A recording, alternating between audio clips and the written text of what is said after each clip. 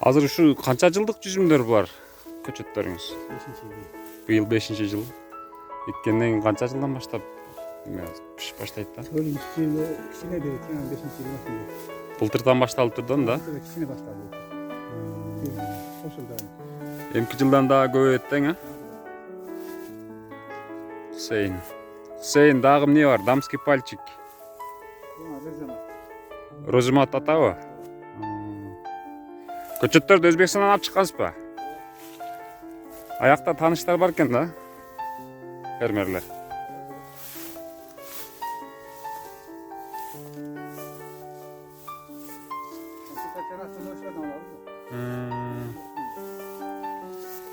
Буларды каяка сатып атасыз азыр?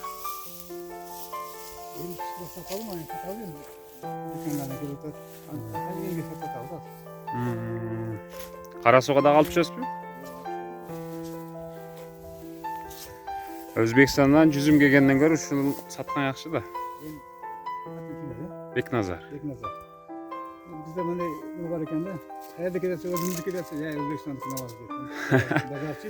Неге Өзбекстандыкын алабыз деши? Ulardaki упаковка çıralı. Бит. Kökmeyin, Süleyman Yekler'in ularda buna kadar yok. Bizimki de şırınmaz. Олар витке иштеп коет экен да. İşte koyat, yani arzan. Арзан. Олар да көп да эми. O var. Öte arzan kılıp çalışıyor. Жактарыңыздар аса пишиптир.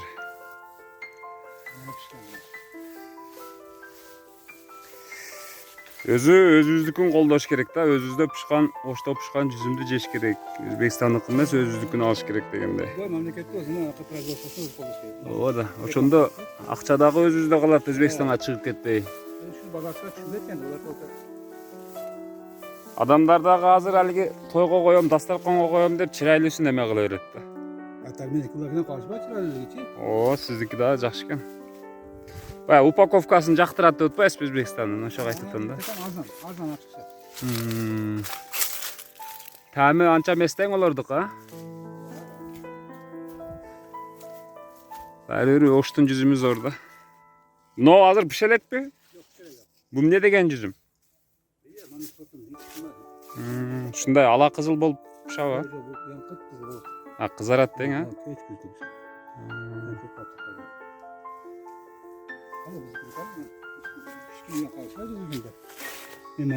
Вит десе вит бар дең, а? Özbekistan'dan kalsiyat hiç tutması yok. Бир шингилиңиз канча? 1 килоге жетеби, жетпейби? Ketep yanı var, başkanı var. Жеткени ашканы бар дең, а?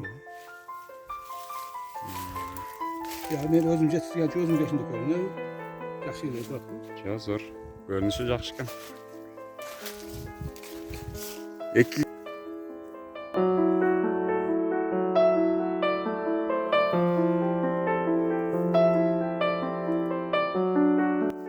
Так, бул жүзүм дамский пальчик. Фермердин айтымында өзбекчесине келинчак бармак деп атат экен. Өзү дагы көрсөңүздөр, кыздардын бармагына, чепалагына окшоп. Ичке